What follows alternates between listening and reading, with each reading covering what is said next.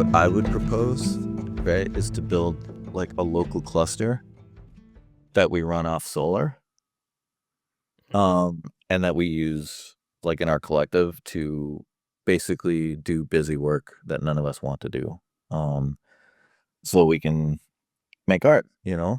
I do kind of. I'm intrigued by this idea of local. Yeah, I mean, look, you can, like I said, you can completely take any of those other arguments out of the equation if you do something like that. Yeah. You really can. And you know, like to me, like it takes my like creativity, like on the software side of things, and it just like it just pours gasoline on it. Like, you know, I just can go so much faster, which is so freaking Yeah. cool, you know? I feel like for me, with this stuff and with wider work things, Mhm. it's just there've got to be better ways to do mass online storage in a way that makes it actually sustainable and fast to share files with other people and edit affordably. It's tough. Hey, That's man. like maybe the number one thing that, like, if we could fix tomorrow, I would do it, because like That is a there. nut that's really hard to crack, man. I've been thinking Yeah, about well, and this for that's, a long time. yeah, I mean, the thing is, like, people do it, right? Like, Mhm. what is it called? Lucid Link is what it's called. Yeah, like Okay. when I was talking with Caden and Luca about trying to like offload some of the editing work for the doc, Mhm. like, and it's really pretty impressive, like what it can actually do. Like they Mhm. did a demo, and like I gave them some pretty tough hardballs, and they like worked with them pretty well. But then they talked about price, and because I would need like 15 plus terabytes of storage, it was going to cost us $8,000 a month, which, in case it's not lost on you, is more than we raised for this entire project. Right. Yes, of course. So it's I like, remember. like I loved what they were doing. What they showed me was really impressive. And I get that it has to cost something, but like there's no way that we would be able to do that. Sure. Yeah. I don't know. That's Interesting. food for thought. Yeah. Listen, you got to find ways to work around things in the DIY level. That's what we're all about. Yeah, for sure. There's a good segue for you. Is that? Yeah, All nice. right. Well, welcome to this episode of the Dust Don't Settle podcast. Mhm. This podcast is an investigation of the film industry at large, but it's also a field report from the New Mexico's DIY film scene. That's how movies get made. It's who gets paid. It's what Hollywood leaves behind, and the community of artists making it happen at the ground level. That's an important part of this. Uh-huh. So we're kind of finding our feet here a little bit. I think we have been discussing offline a little bit what the format is of this show, and I want to start. We know what we're talking about, and spoiler alert for now, we're going to be talking about your appearance on New Mexico in Focus for this episode, and what all that entailed. For starters, I want to do a little bit of a industry-wide snapshot. Just take a look at something in the news that I saw just yesterday that was interesting and very relevant to what we're going to talk about for the rest of this episode. Because we just got hit by KOB4. I think they're the biggest news outlet for New Mexico, essentially, Yeah. right? Like, KOB or KOAT is probably one of the two. yeah. So look at that. Look at that. Look at that headline right there. Albuquerque Yeah. film crews say work has dried up despite national praise. I don't like that headline. I don't like that You know headline. what? You know why? Because the headline Tell me. is someone says that Yeah. something happened. And it's a little cowardly because it's not that no, work has dried up in New Mexico, in Albuquerque. That's not Alonso saying it or Yeah. other or people in the industry saying it.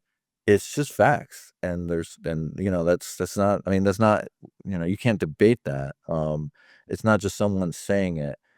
And I think they're doing that because the film office put out this stuff about how there's been an increase, but it's literally Yeah. a single digit increase from last year, um, and last year was a 60% decrease or almost 60% decrease. So, uh, it's just complete. Like the state got a headline; they're positioning as like a headline. It actually increased this year, but it's completely misleading, like, completely misleading, and, I mean, Yeah. again, like, the corporate news, um, like, they do this stuff all the time when the headline is not, "This happened," it's someone says that this happened, uh, and which just to me, it's, like, cowardly. Yeah, and here's let's just watch it. But I will Mhm, say, I watched this video like literally right before we hopped onto this call, mhm, and I will say, I think the people that they actually are asking about, the people who are saying that work has mhm. dried up, I think that they may be maybe not quite the right people to be asking. Well, okay, alright, let's see. See how many people are having to rebuild their lives and figure out what to do next. And there has been just a huge downslope that we haven't seen here in a long time. Can you guess which industry she's talking I'm gonna about? guess film She is industry. just one of many we've spoken to who say the film industry here in New Mexico is at its worst state in recent years. But I tell you, you wouldn't know it by hearing the headlines. Albuquerque was just named one of the best cities in the nation for filmmakers. But when you ask those working behind the scenes, it's a totally different story. Alika Medina spoke to several people in the industry, and Alika, they're really at a point now where they're just having to find any kind of job to make those ends meet. I do love the fact that she's right That's right. outside And the if you look at Netflix the lot. statistics, the state's film office reported 50 productions in 2024. And so far this year, they've reported 13. Now, a local union leader says the only movement that you're going to see at this lot right behind me is to break down sets. Crazy. Well, that'll be a short answer because there's not a lot going on right now. A business representative for IATSE Local 480 says the film industry is not where it was a couple years ago. 2024 had a record number of production and employment numbers for the Local 480, but he says soon after it slowed to a trickle. 2025, we saw a drop off from those numbers, and that has continued through current times where we've only seen maybe 5 total productions under contract through it's now August. And, if you call that one a month, not even. He says the slowdown is impacting 2,000 of their members. Our members have been sustaining themselves with side jobs, taking, work in other fields to keep themselves afloat and their families fed. Local business owner Nevada Harmon knows that struggle all too well. She says she started her business Home Local 505, a brokerage that would house film productions that came into town while working on Better Call Saul. But that was in better times. I decided that I had two options. I could either completely shut down my business, which would let down all of the people who had invested in properties for my business, or I could pivot and do something else. That something else is changing the focus of her business to serve a different crowd. I now house a lot of corporate travelers, a lot of travel nurses, New Mexico United soccer players, Kirtland Air Force Base. I partnered with them, and a lot of people that come in to work at Sandy Labs. And even then, Harmon says she was forced to find a second source of income 6 months ago. I did have to get another job. I also sell real estate at Keller Williams, so I did have to do that to offset the lack of income in my business. And then I really did use that as motivation to pivot into building my business into something else. Well, the state's film office says the entire industry nationwide started to see that downward trend about 2 years ago. But they say that they are seeing an increase when it comes to direct spending this year compared to other years, and they're hoping that continues. Now, coming up tonight at 6:30, why there's that slowdown and where these productions are going. Reporting in Southeast Albuquerque, Alika Medina, KOB4. So some interesting things there. I think it's fascinating first and foremost, I do want to say, you know, for at least approaching the conversation of going against the stream, I do want to say, like, good job, KOB. Like, it's not always easy to It do it that. it's not. I mean, I think the report was fair. I didn't like the little tag at the end without any Yeah. context. Right. And you know, that's the thing, is like most people don't even understand the initial context to begin with. Yeah. Yeah. But yeah, I think overall it was fine. I mean, you know, the point was made. The point was made. And you know, but like it's like, you know, again, I know that they have like a 2.5 minute segment or whatever it was that they wanted to do. Yeah. But like, okay, here's context, right? Name one of the best places to, you know, work in film industry or whatever it is, make a movie. I don't even know what it is. It's Movie Maker Magazine, okay? Yeah. Um, Yeah. Movie Maker Magazine, that's what they do. They say this is a great place to make a movie. Like, that's what they do. That's where they get the most, like, clickbait, you know, stuff, what they make, right? This is where you wanna go. Right. You know, what metrics they use, unknown. How like, every single time, like, one of those articles has come out, it seems like the film office and the city film office, Albuquerque film office, like, to the extent that they even exist or do anything, put that stuff out there. I mean, I wonder if there's lobbying that's going on. I don't know. I wonder, like, I don't know what it is exactly. So again, Movie Maker Magazine says that, you know, not the IATSE rep, not Yeah. not so it's just it's a Movie Maker Magazine. So that's one. Um Another bit of context that's missing, right? Yeah, the film office says like we've had an increase. It's literally single digit percentages from what it was last year. Um that it and last year we had a historic collapse in direct spend. So it's just, you know, again, completely misleading. I don't wanna be so hard on the individuals working at these places because I'm sure they're trying their best and they're doing their best. I think another factor here is I think that the film office is trying to defend the tax credit. And I think that their idea is that any kind of bad press on the film industry puts the tax credit at risk, especially when there's gonna be a new governor, Mhm. right? And chances are that new governor is gonna be Deb Haaland. And chances are that the film tax credit is not gonna be at risk with the Deb Haaland governorship. But you never know, and maybe Greg Hull or whoever it is on the other side, right, becomes governor, and then the film tax credit just, you know, then we get, you know,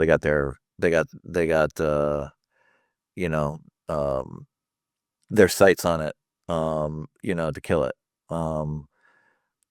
So, you know, a lot of these people like lived through Susana Martinez. Um, so I think there's just a lot of people that are afraid that if it isn't roses and sunshine and everything's beautiful, then the film tax credit is going to be gone. But I think the problem is that the most people that are upset at the way the film office is painting the picture are not upset at the existence of the tax credit.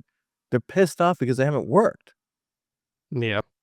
And so like and be and it's insulting. I mean, it is. It's insulting. Like when you do these things and there are people that haven't worked. Like the guy that I was on PBS. This is a guy who's been in the industry for over 20 years, runs his own grip um supplier outfit. He hasn't worked since October 2025. Okay? It's so when that sort of stuff happens and there's such a disconnect, people are gonna be upset. So I just don't understand the PR stuff going on at the film office. They need to be full Yeah. court press like, "Hey, we feel you, we hear you. We're gonna do everything we can to make it better." Like, not like this cognitive dissonance shit, which is just doesn't play well with anyone. especially people on the ground that are hurting.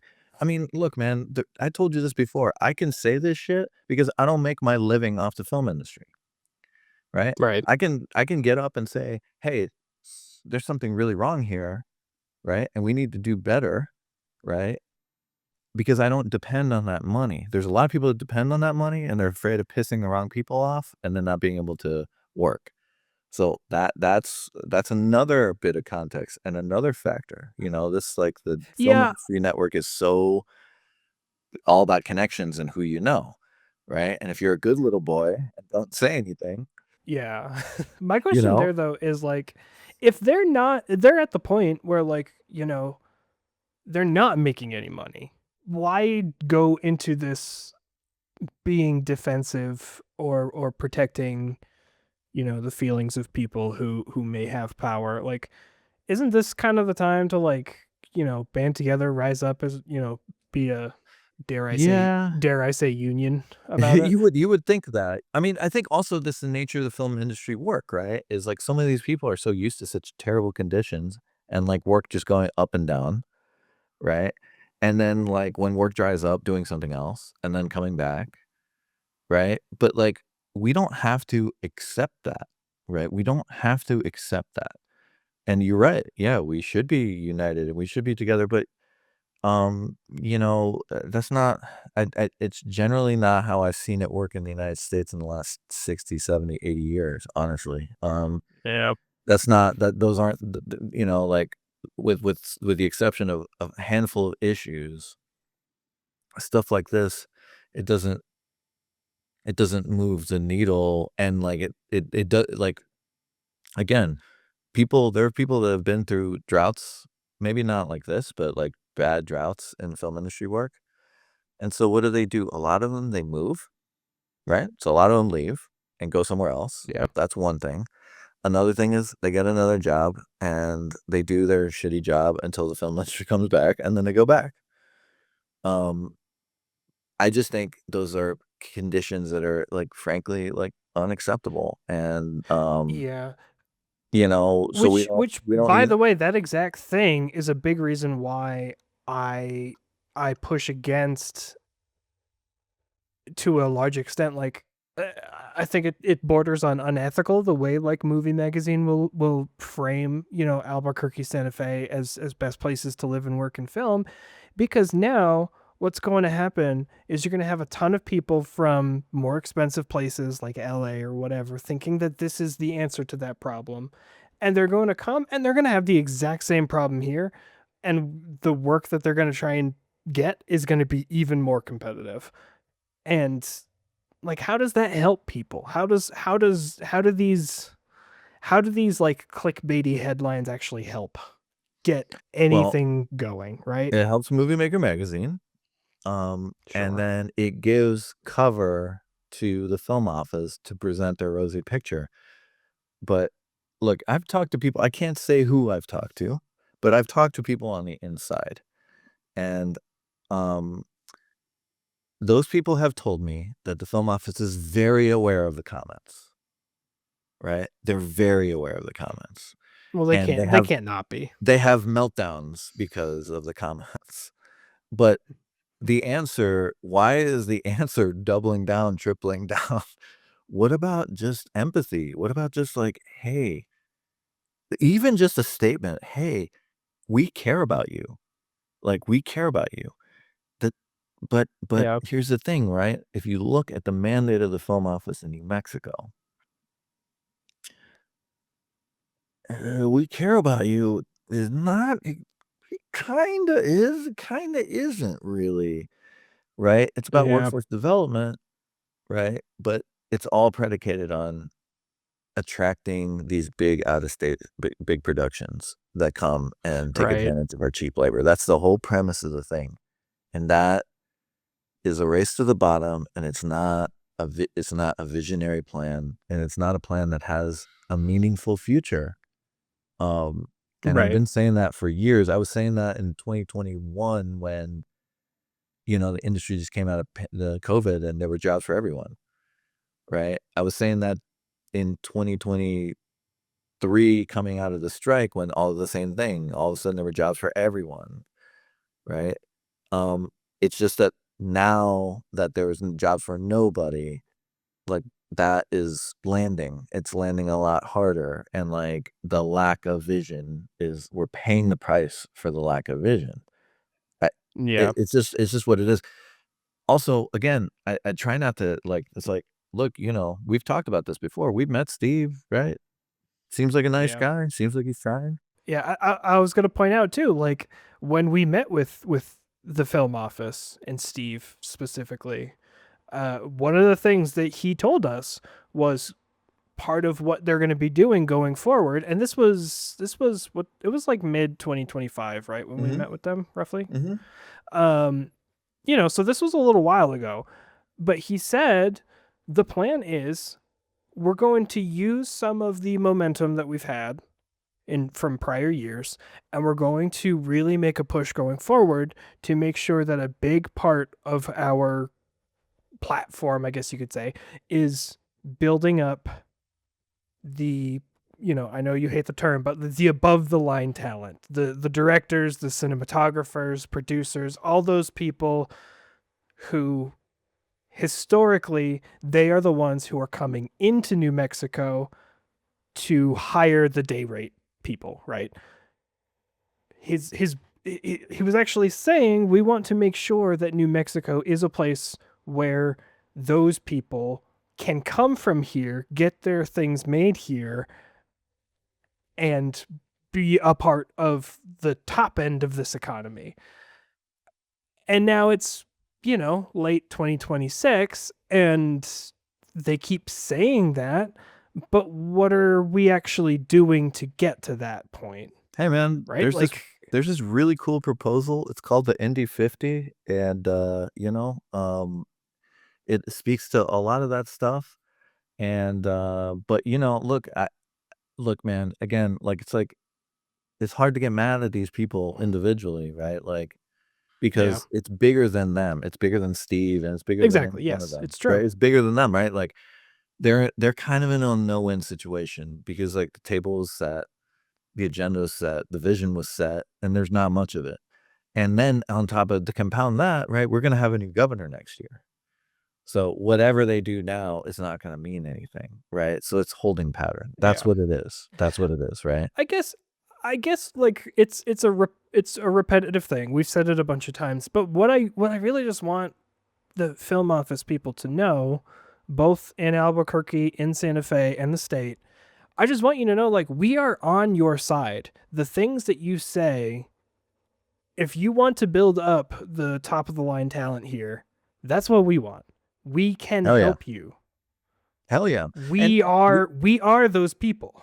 hell yeah, and we want that we think I mean, I think we want the tax credit. We want the tax credit so that it's at least competitive with other places in the United States to shoot Yeah. because the tax credit for us, like, look, next year I'm gonna be I'm gonna be doing a feature, and yeah, that tax credit is a big part of the reason we're shooting in New Mexico. I mean, obviously we're from here and we want to shoot here and we want all our friends to be part of it and all our people.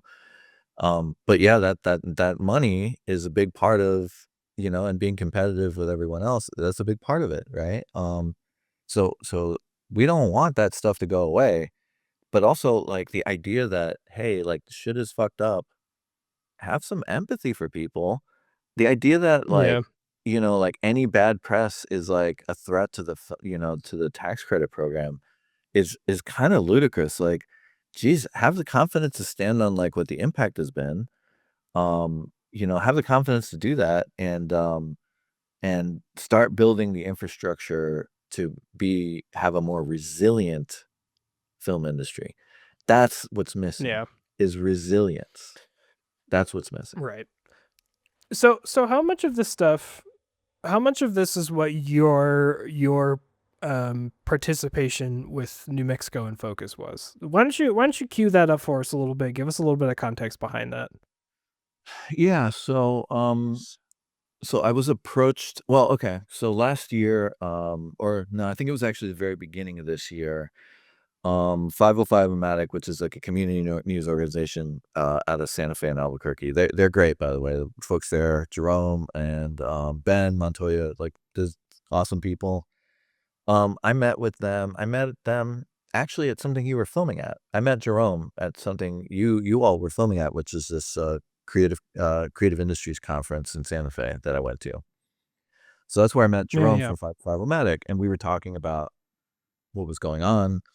And Jerome was like, "Yeah, we should really do a story out there, and we have this guy Ben out there." And so just a couple months later, we started talking about how it would go. And then, yeah, Ben reached out at the beginning of the year, or I think maybe it's actually no, it was at the end of 2025. I think it was October, November 2025, somewhere around there. And we shot it at the Guild and inside the Guild Theater. And anyway, it was just a little video where I talked about the Indy 50 and I talked about people hurting in the industry, and I talked about the fiscal year 25 numbers that had come out, and it got some virality, right? The video, it got some virality, right? I had people all over the industry reaching out to me, especially locally in New Mexico. Right. And a lot of love. I mean, and I think, when you have a proposal, like for a lot of people, sometimes it's hard to understand or hard to make sense of it or whatever. But I think the main thing was just like expressing empathy for my friends and the people in the industry that I know were hurting, right? So we did that video. And then I want to say a couple months ago, a journalist, Samantha Ann Carrillo, who's written for like Hyperallergic and a bunch of other publications. So she's launching a new publication that she's writing for as the editor for, and she wanted to do an article on the state of the industry, and she had seen me on that 505-matic video.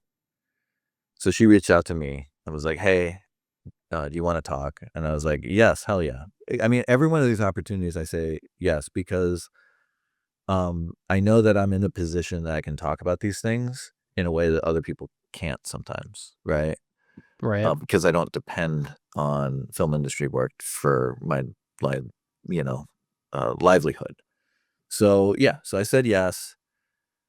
We did like a Zoom where she asked a bunch of questions. I answered, and then she published this article, and it was me and this other guy, Tyler, who I was telling you about, who's the key grip, working in the industry for 20 years. And he talked about his experience. And then I talked about the Indy 50, and I talked about Dustwave and what we do. And, talking about how like, hey, this is a proposal that engages folks that are quote unquote above the line with folks that are quote unquote below the line and need to make a living, right? And it's a bridge so that we can all work together and create a more resilient industry, right? For a tiny, tiny, tiny fraction of the cost of what we spend on the tax credit every year. That was it. The article came out, and then I guess someone at PBS read the article and put us on New Mexico, asked us to be on New Mexico in Focus. So it was me, Samantha, and Tyler all on their, again, roundtable on the state of the industry. For me, sometimes it's a little tricky to talk about the state of industry when, like, I'm a kind of weirdly sort of irregular participant in it, I would say. Right. But also I have a lot of friends and a lot of people in the industry that are hurting. And also, like, what we did with Dustwave, what we're doing with Dustwave is just a different model, right? That I wouldn't say necessarily stands in opposition to the industry, but maybe responds to some of the stuff that's gone on in the industry, right? So I Right. feel like that gives me some, ability to like speak with some authority. Also I've made a bunch of movies, right? So that too. So yeah, that's what I was trying to kind of bring to the table, talk about the proposal, talk about what we do. Um, and I'm gonna add something else. After I did that appearance, we got we got an ovation, we got claps, and what happened was a bunch of the people that were producing the segment were UNM film students or ex-UNM film students, Yeah. right?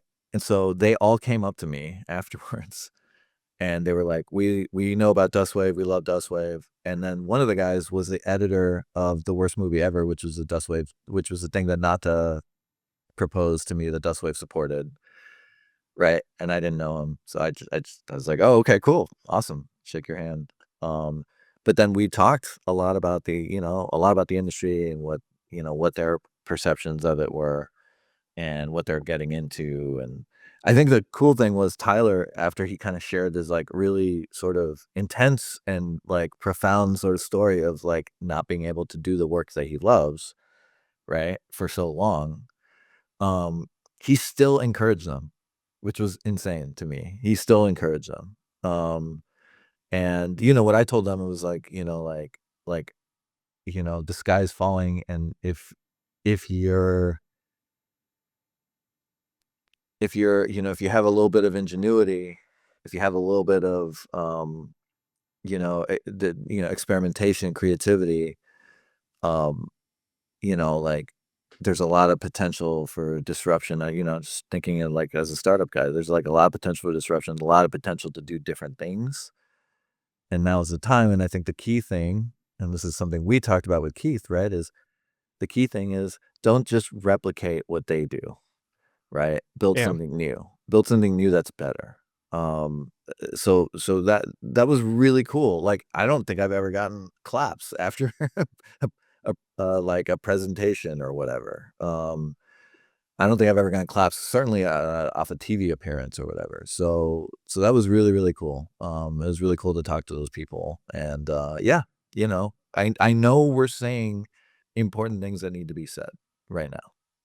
Yeah. Well, and there is something to be said for the people who are the ones saying it, right? Like, because as you mentioned, you're in this weird kind of nexus where you are dipping toes into the world, but that's not where you're making your primary income. You are almost not affected at all by the fact that production is not here for the most part, right? There are some things I think that we are at our level even inconvenienced because the industry is not working full tilt. But what I think is poignant about the New Mexico in focus is specifically like Tyler, right?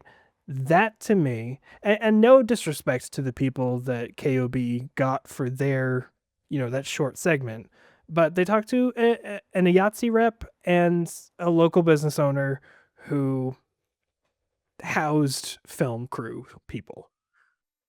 Like, obviously that stuff is needed, and by all accounts, like the way the industry has been crashing, like that has affected them.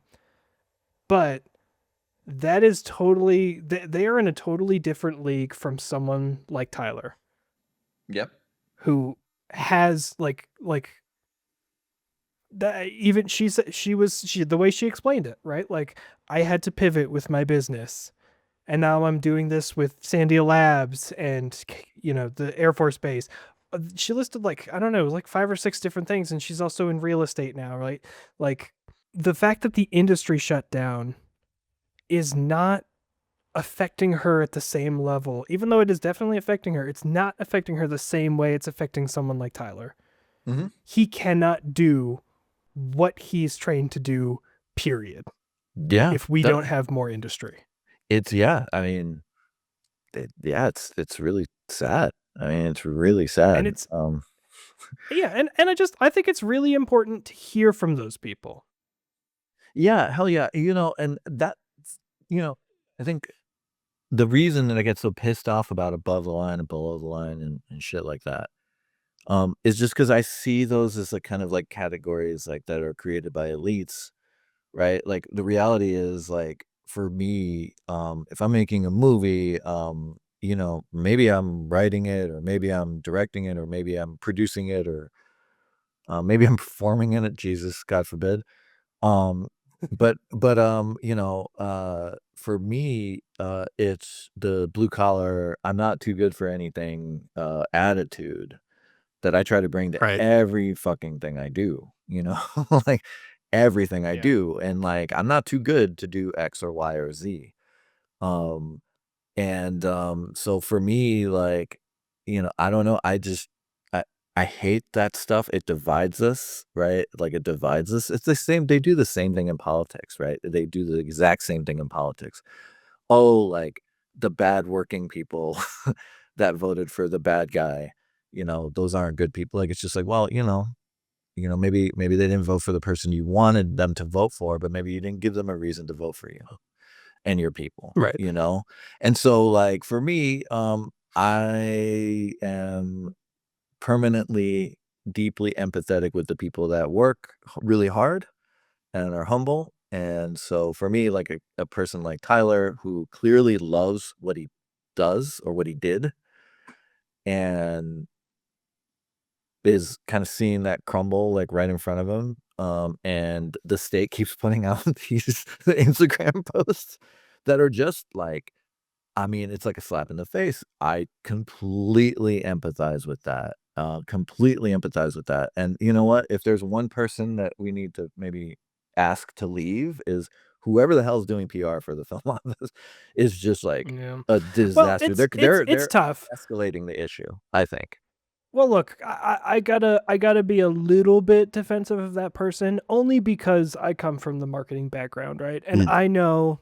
I know that for as bad as things would be, or as bad as things are with the way they are doing things, if the film office was going out there every week and saying like, "Man, shit sucks out there," like, sorry, that's worse. That's not gonna help anybody.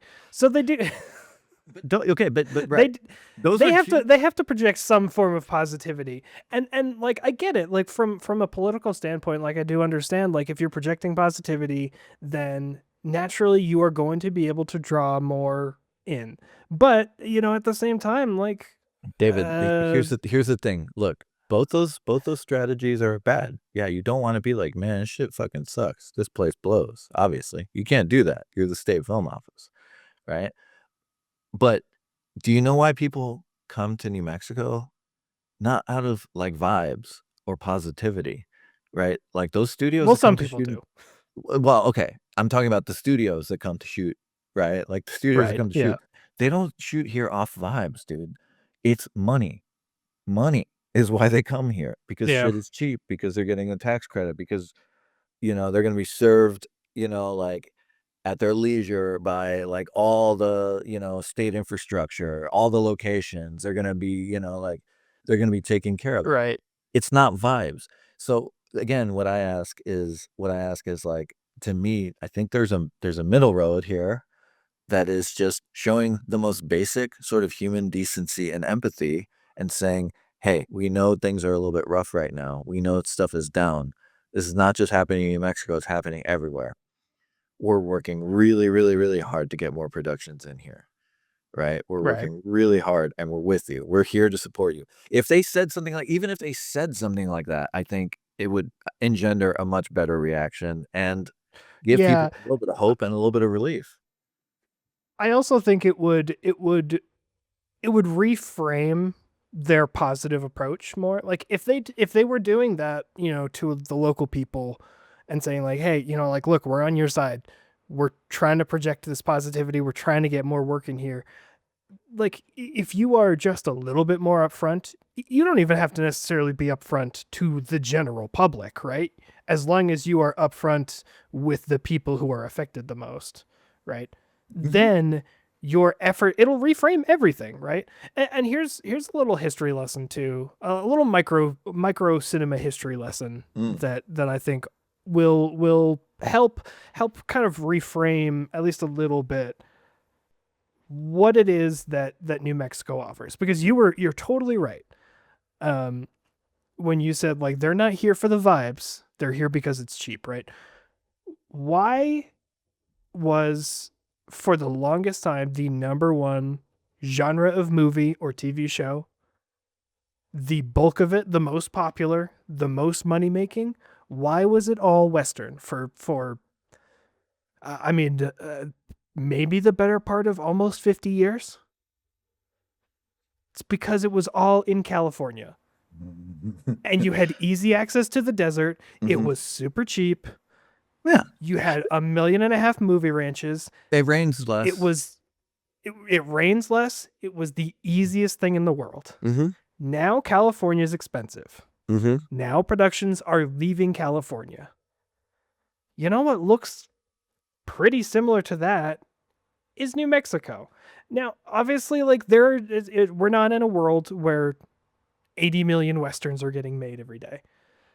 But there is something to be said for the fact that this is a place that feels a lot like that, where there's a lot of open space that is usable for larger sound stooges, anything like that. And I guess maybe one of my biggest things with the industry being here is I don't understand why the investment into it was only ever just the tax incentives. Because okay. I think this is just my sort of, again, being an outsider looking at it from the outside. They created the tax credit to attract people over here, but there's not a lot of infrastructure, right? But when Right. they started attracting some studios, then then that infrastructure either was like started getting imported from out of state or created in state through like the different programs and different things like that, or people were learning on the job and stuff like that, and there were incentives for that too, right? And so I think the idea was, okay, well, it's cheap already.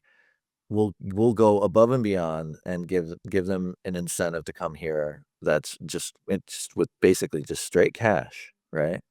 And then they'll bring their stuff here. We'll get our people to work there. They'll learn on the job, et cetera, et cetera. Yeah. So I think that was the idea. Okay, we'll create the infrastructure, right? And I think that for them is the investment in New Mexico. But I mean, really, when it comes right down to it, and this is what I feel, and maybe people will disagree with me. I'm sure a lot of people disagree with me. If you disagree, our put it in the our comments below. Yeah, our elites don't believe in us like that. They believe in us as cheap labor. That's what they believe. They believe that's what we're good for, right? Cheap, unskilled, or somewhat low-skilled labor. They don't see us as anything else but that. And so the idea that we could make movies, or the idea that we can make movies at a high level if we were supported, right? If we were cultivated, if we got attention, we had people behind us. That is not an idea that, I'm not even saying it's malicious. It may not have even really occurred to them that that's even a Yeah. thing that we're capable of doing. That because I think most of our elites just generally have contempt for us. But in New Mexico, you add to that like this kind of fatalism and the sort of like the brain drain, right? Because a lot of our best people leave. A lot of our Yeah. best people leave. So then the people that are left over are like, they're kind of the B students a lot of times, and they end up being our elites. Yeah. And if you're Well, like depending on vision from them, like you're gonna wait a long time. And so again, I'm not trying to complain from the standpoint of like, well, these guys gotta do, of course they gotta do better, but I'm definitely not waiting for that. And again, Yeah. part of Dustwave is not waiting, and it's trying to create our own opportunities. But we sure would love people to at the state to recognize what we're doing, to know that we exist. David, Yeah. remember that meeting? To know that we exist, to know that our whole scene even exists, right? We need them to know that, and we need them to get behind us full bore. I'm not just talking about Dustwave, I'm talking about New Mexico filmmakers making great stuff in New Mexico. That's it. And there's Yeah. plenty. There's plenty. So again, I mean, that's just my opinion, right? That's just like my Yeah. opinion, man, you know? Well, So, and let me take some of what we've talked about here, and let me spin it into an optimistic perspective, mm, because I think largely, we've been talking about the problems and we've offered some solutions, but like, we're two dudes who are talking on the internet, right? Like, mhm. our impact Who is only needs going who to be what needs we can do with our who needs more hands. of those? Right. But from an optimistic perspective, right? And we've already talked about this a little bit with Keith. Backrooms and Obsession, those are two films that, I mean, for lack of any other way to say it, like, those could have easily been made here by people who are local, and those movies made a lot of money. So I do think that in this exact time, we have a window where there is some very obvious examples of saying, hey, these people had a little bit of a nutty idea. They were given just enough to make it happen, and a lot of really impressive things happened because of it. Mhm. Yeah. Let's I take Hey. that and let's do that here with people who can create. I mean, because you and I know some of the things that we've seen out of people who are making things on budgets that you would not be able to do anything on are Fractions of a percentage. amazing, and Fractions of they a are percent. amazing. Yeah. A- a- Oh, I know. So, We make miracles out here. I want to say, like, I do have some optimism that we can turn this thing around in a big way, but it does involve obviously some work on our end. It involves some work on the film office's end. It involves, a little bit of faith, but at the same time, like, you are never going to be in a better position to make those kinds of movies than right now. Yeah, I don't know about never, but I think maybe in our adult lifetimes is you might be right. Um, and I agree. I agree. Now is the time. Now is clearly the time. Actually, a couple years ago was really the time. Actually, probably when we started Dustwave is really, really the time, right? If I'm gonna pat myself on the back a little bit, but you know, yeah, now is the time, and now is the time, and we're not gonna wait for our elites to get behind us.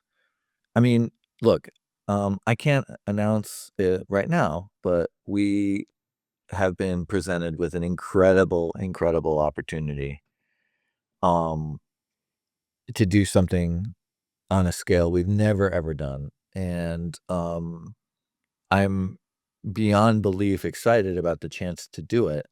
And why I'm beyond belief excited about the chance to do it is not only we're gonna have more resources, um, but it's gonna kind of attract attention, and as I see it, like, we're going to try to represent this whole state and all of us weirdos out here making crazy stuff. Now, I say all that because I'm not waiting, right? When we can announce it, we're gonna put out a press release. If it gets picked up, cool. If the film office likes it, cool. If whoever yeah, whatever, we're gonna put out a press release. We're gonna let people know when we can announce it.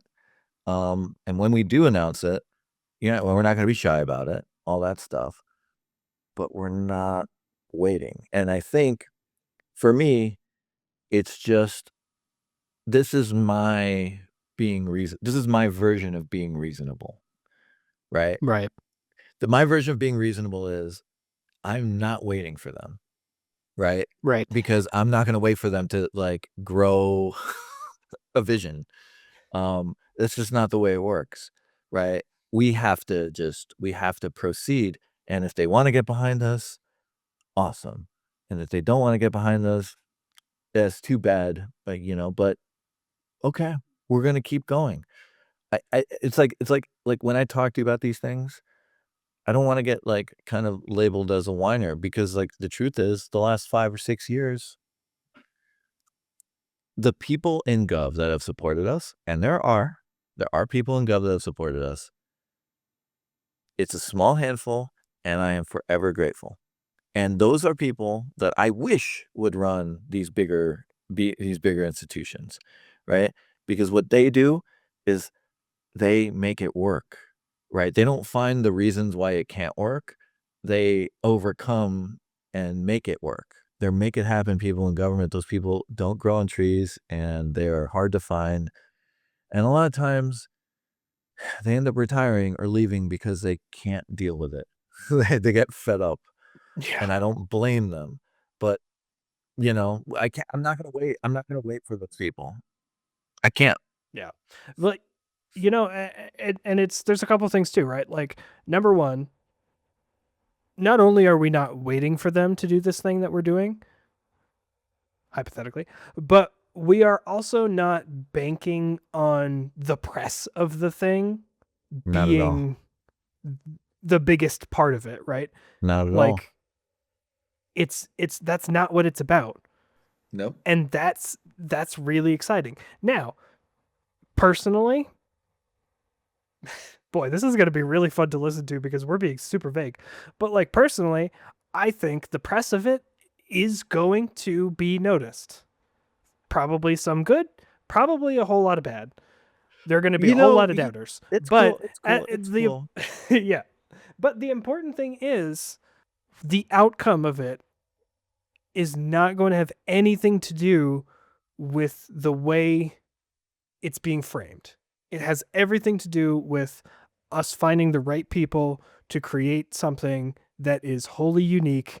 And I'm really excited about what this thing could be. Yeah, no, me too. And yeah, I don't, it's not gonna look, I do think the news is gonna attract attention. And I've been talking to some of the people involved, and I've already been preparing them. And it's just like when this gets out, everybody and their mother are gonna be chasing clout again. Yeah. They're gonna come out and be like, "Oh, I love you guys. You guys are so awesome." They're gonna be chasing clout again. And it's gonna be hard to deal with because, it's like, there's a lot of people that they grin at you with the knife behind their back, right? That's what their move is, right? And I'm not trying to be paranoid, but it's just like I've dealt with some of this stuff in our community where, I don't really care. I mean, it's the news aspect of it is just gonna be good for some marketing. That's all. It's just Right. gonna be good for that. That's it. But I don't give a shit. I don't give a shit. We're going out there and we're gonna represent for our state, for our community, whether or not there's certain people in the community that like it or not. Well, then they can go out and do the things we do and then represent, however they want to represent. That's fine too. But I don't really, I don't really care about that stuff, man. We're gonna go out there and we're gonna go out there to win and to make a movie, to make a great movie. And so I can't wait. Oh, I can't wait until we can announce it. I can't wait. Yeah. Again, but it's not gonna depend on the news aspect of it is not gonna mean anything at all. It's not gonna mean one little Right. thing. Yeah. Because, here's the thing is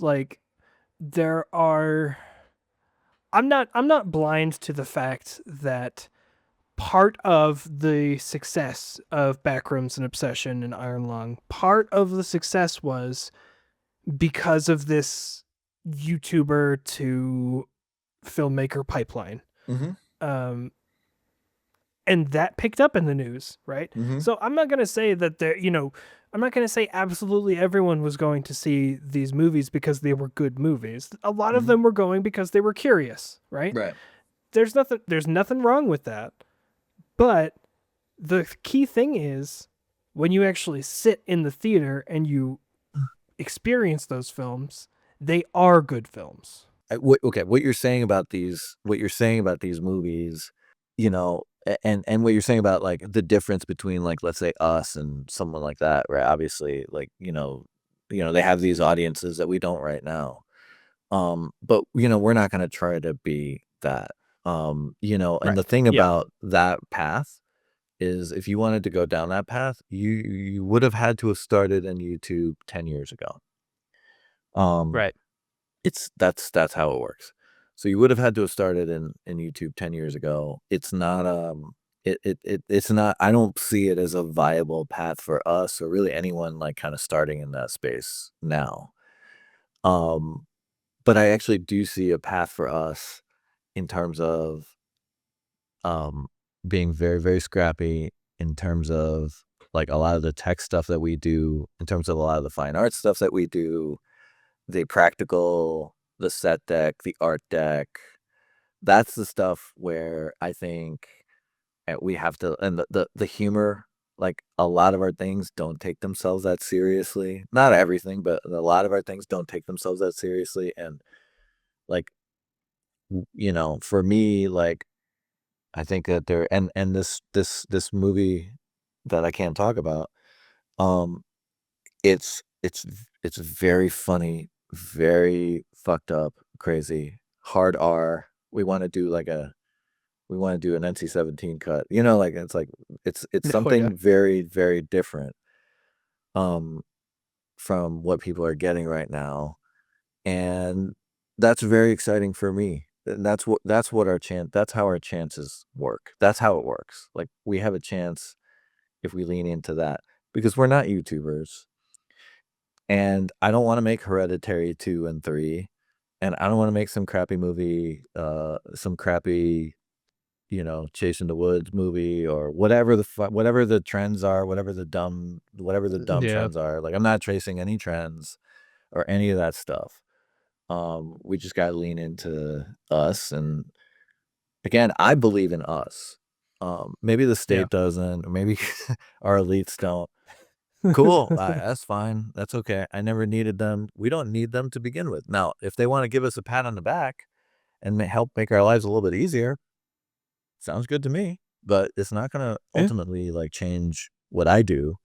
I don't think it should change what we do. And again, like to just kind of tie this back to the like New Mexico focus, and then also like just kind of the state of the film industry in general. What I was saying about disruption and stuff like that. I say that sometimes people feel like when I talk about that stuff, it's like, well, you're kind of fiddling while Rome is burning, right? In some Yeah. kind of way, right? And like I want to respond to that. Just to me, the world that I see going forward is a world where we treat each other with respect on sets, on film productions, in film endeavors. And part of treating each other with respect is like paying each other fairly and taking care of each other. And that's the world that I see. I'm not trying to see disruption and see a different way to recreate the same industry. It's that if I have anything to do with it, that's not what I'm trying to do. Yeah. Like I have different motivations and different goals. And that's the future that I see. It's a future where like we are working with working people to make sure that they're taken care of, so we can all help each other out, and make our stuff. That's the whole premise of the Indie 50. Really, the whole premise of the Indie 50 is like, hey, get behind us so we can pay people what they deserve. Because like otherwise, we're out here in the fucking desert. It's really hard to pay like everyone even tier 1 rates for us. We developed a whole different model because we couldn't, right? So, hey, we want to play ball, like help us out. And by the way, you're creating resilience in the industry, that we don't have right now. Again, Yeah. I'm not going to wait. That proposal is out there. It's out there. I don't even need to have credit for it. Someone else take it, call it something else. Call it the DIY 20. I don't know, whatever. Call it some other shit. Okay. Call it something that's better, has better branding or whatever. Someone take that and run with it. I don't need credit. I don't care about that. Deb Holland. Yeah, Deb Holland. Hey, There's still time for you to slot this into your campaign. yeah, exactly. Yeah, whatever. I don't know if it's gonna help her win any votes, honestly. I have no idea. I don't know anything about that But stuff. at least you try. At least, right? Like you can't just sit back and not try something. Yeah. No, I'm trying something. I mean, I'm also trying to make a movie, so, you know, we should probably let our Yeah. politicians, like, do the work of, like, maybe governing and having a vision, and I should probably be more focused on other things, you know? Maybe the things that I'm better at, not, like, lobbying and stuff like that, which I suck at. Like, 'cause Yeah. I suck at, you know why I suck at lobbying, right? Is because I get sucked into rabbit holes like, "Well, you guys just don't believe in us and don't give a shit about us," and I get sucked Yeah. into those rabbit Which, holes. It's hard to you know, again, film office. We'll do the we'll do this bit as a clip, so then we can put like just this Mhm, short bit as a clip mhm. for on socials or whatever. But Clip it. film office. We're New Mexico local creatives. We are on your side. You just got to help us out a little bit. Is that the clip? What about here's the clip. Here's a clip. Yeah, give us a clip. Okay. Film office, city, state, um, just believe in us. Believe in us. Have faith and Because we believe want to in talk to them. us. Believe in us. Because we want to believe in you. Believe in us. We are making miracles out here in the desert for nothing. Believe in us. That's all. That's it. That's all we need. We just need people to believe in us. If you believe in us and support us, we're going to return. We're going to return in ways that you can't imagine because we are a very creative people in a creative state. That's it. Yep. You know, yeah, look, like I keep thinking about like we believe in the idea of the film industry here. I know from firsthand experience, and it's exemplified in that KOB video, right? If you have film industry here, it's not just paying people to move lights or run a camera, right? There are so many other aspects of the industry that are paying a lot of other people. Your economy is boosted, right? Someone's offering places for people to stay, long-term rentals. Like that is a business that is doing something in the local economy. How many places get catering done? Local truck rental places. Trucks break down. They have to take them to a local mechanic. You can't take a truck that's broken down to a mechanic in California when it's in Albuquerque. They'll try. Right? Like they will. But look, there's tangible there's so many things that are affected by the film industry being here. And in a state where there are really no major industries besides Intel, maybe you could argue Sandia Labs, but to a much lesser extent, obviously, than Intel. Mining. You have mining, yes, and you know, gas and oil. Yeah. Even though you know we're supposed to be a pretty clean state, supposedly. Like, look, all of that stuff, the film industry can be a major pillar. That doesn't even necessarily directly mean that, you know, you and I are going to see the maximum benefit of it. We just want to see it. Yeah. I mean, I'm not, yeah. I mean, you know, at the end of the day, maybe my kids, if they stick around, we'll see. But, you know, that's fine. That's okay. Like, again, Yeah. again, it's not gonna stop me from trying to do my thing. It's not gonna stop me. But just believe in us. Just believe in us. I know Yeah. it's just give us the people of this state, right, that make things, make beautiful things time and time again with no resources. Just believe in us. If you believe in us, we will return. I know that's like kind of a Yeah. faith-based thing. I have some numbers on the website. I have, you know, you can get an economist and whatever. Fine. And maybe, yeah, maybe this is just more of a gut thing. But the reality is, like, look at New Mexico artists all over, like, all over other forms of art. Um, we punch way above our weight. We punch way above our weight. And so what would happen if our elites actually believed in us and supported us for real, right? And weren't just begging for outsiders to come. Just please, please, please, please, outsiders, like come, and so we can work for you for next to nothing, for peanuts. No, no, no, no, no, no. No, believe in us. We will return. Like we will Yeah. return. And listen, again, open invite to Steve, anyone from the film office, state or local, who wants to talk to us on this podcast. We will welcome you with open arms. We will be here to listen. We will definitely have thoughts and opinions to share. But you are, like, we consider you allies. We just, maybe you're not necessarily hitting things exactly the way that we want to think about things. That's okay, as long as we can give you a platform to say to local people who are struggling, people like Tyler, people like the folks who were on the KOB broadcast, to give you the chance to say, hey, we hear you, for real, we are working on it. You don't even have to necessarily get all that specific, although we'd love it if you did. I'm just saying, like, if you are looking for an open invitation to say to people, we hear you and we are trying to do what we can, this is the place to do it. Yeah, geez, yeah, please. Please. We're trying to help you, man. We're trying to help you. I see those damn comments, man. It's painful. It's painful. We're trying to help you.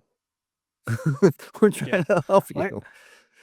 And I know, here's the thing, they're good people. I know they do feel that. I know they feel empathy. They're not like heartless, soulless lizards. Like, Right. I know they feel empathy. Just express it. It's something, it's not nearly enough. We need more productions here. We need, we need jobs. We need people got to work. But Jesus, it's a start. It'll go a long way. It'll go a It's long way instead to of this boosting the baloney morale. bullshit. Like it's crazy.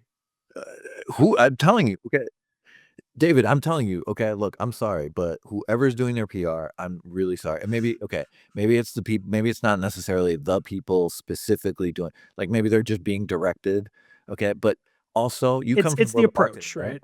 right? You come from the world of marketing, right? And so yes, the customer is always right, except that a good marketing firm, right? A good marketing firm, a good PR firm advises their clients, right? Like says, hey, maybe that's not a good idea. Why don't we do X? Right. Right. So whoever the hell it is that they got doing their PR, at least just have the balls to just be like, okay, like, okay, guys, this is not working. This is not creating a situation that's already it's one newspaper article and already and a KOB story. And what's next? What's next is like those stories are going to catch on, and then there's going to be more stories and more stories and more. You guys are like, what are you doing? What are you doing? This is not very smart. And again, if you bring us in, we are, as a collective group, the people, us, but also all of the people who are really struggling the most from not having consistent work. Like, we are powerful allies to have in your corner. We can help you get more here.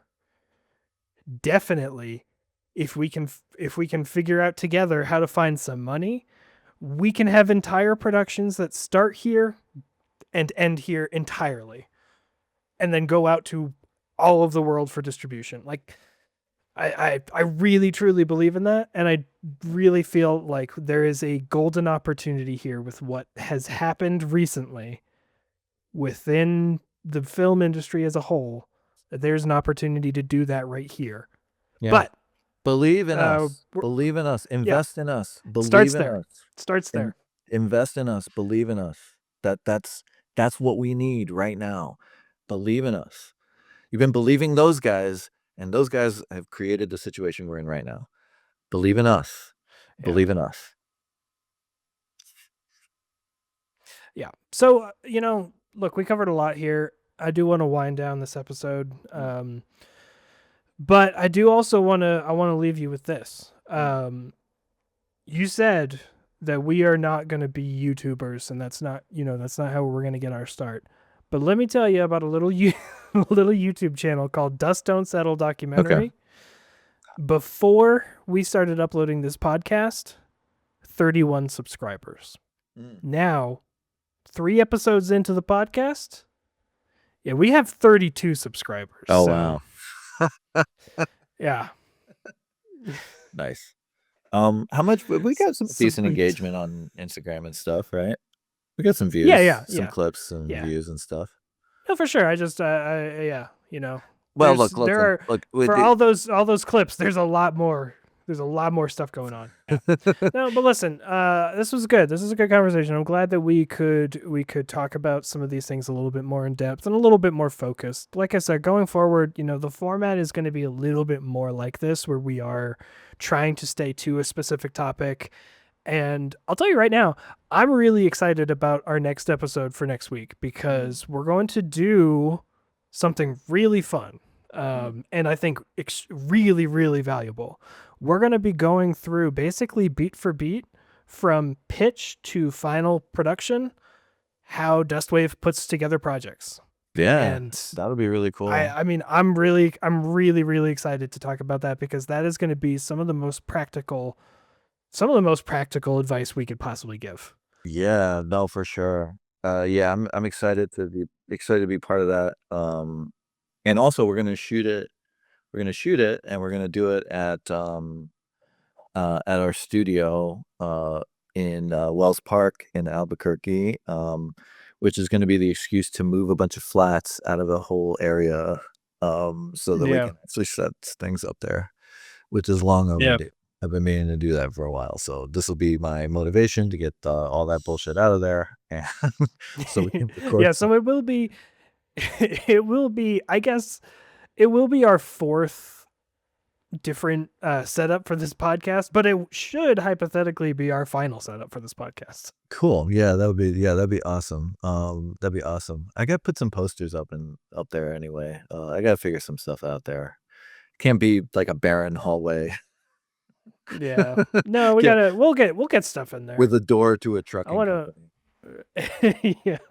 I mean, Yeah, you know, we'll make sure we'll we'll make sure we work get some that cool out. stuff in there. It'll be fun. Sorry, one more thing I forgot. I just wanted to shout out all the people in Dustwave that helped out on the Dive-In Film Fiesta. I also wanted to shout out Soap and Pure Productions. That we've been partners with them on Dive-In for 3 years. And Keith and Felicia are awesome people. Obviously, if you've listened to this podcast, you know Keith is an awesome person. Very community-oriented people, really amazing people. And I think it was, from everything I heard, it was very successful, well attended, and a lot of people had a lot of fun, and some local filmmakers got some love, got some cash, which is pretty cool. Yep. And yeah, a good time was had by all, as I understand, which is really cool. Yeah, so Dive In Film Fiesta was great. I am very confident that Rack Focus is going to be awesome. Also coming up, Film Fatales at the Guild on Film Fatales. August 22nd. August 22nd, yeah, August 22nd. Go support local female filmmakers. All the proceeds. Tickets go still to- available. Yeah, tickets still available. All proceeds go to them at the Guild. And yeah, shop.dustwave.xyz. You can find all the information there. We covered a lot. It was fun. We've got, like I said, next time we've got some really, really fun stuff to talk about.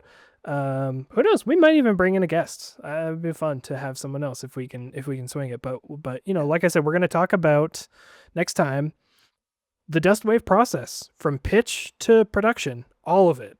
And we're going to probably get into distribution too. That's going to be a really fun one. So definitely tune into that.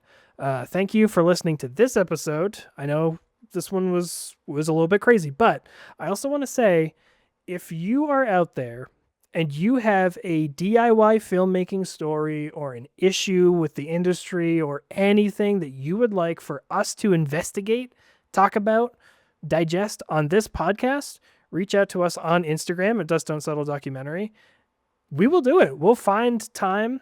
We will investigate it. Like, we want this to be a little bit of a like we said, field guide into what is going on. And I want to explore what's going on in a very real way. So we're going to do that investigative journalism thing a little bit, and that's going to be a whole different side of this. But I think that that's a really cool way for us to also stay in the loop on what other people are doing. Do we get to expose who the Zodiac Killer is? That is the only thing I want to do. That is going to be tricky, but we can try. It's not Arthur Lee Allen. Isn't it? David It's Fincher. John Cusack, right? Cusack. That would be amazing. Is that a spoiler for that movie? That would be amazing. Should It's not. we put a spoiler? It's not Arthur Lee Allen. David Fincher made a fucking phenomenal movie, but it's definitely not Arthur Lee Allen. Or maybe if Arthur Lee Allen committed one of those murders, he may have, but because it's totally possible that there were multiple people that were ascribed as Zodiac Killer, or there were copycats, and a number of things. But certainly Arthur Lee Allen wasn't the only one. At the minimum, allegedly. Sorry, everything allegedly here. Okay, It's also probably not Senator Ted Cruz. No, but yeah, allegedly. Listen, but listen, if you have the inside scoop to who the Zodiac Killer, or JFK. This is the podcast. This is the we'll pivot fully into true crime. If you know who was at the grassy knoll, yeah. That actually is what if you ever watch that movie JFK, it's kind of crazy. Obviously, it's Oliver Stone, cocaine years, and all that stuff. But it's great. Everyone should watch it. But there's a line in there. Joe Pesci plays like a priest, or a defrocked priest who like may or may not have been involved in a conspiracy. And the Kevin Costner's plays this Jim Garrison. Anyway, he asks him like just straight up at one point like, who shot the president? And Joe Pesci's character is like, who shot the president?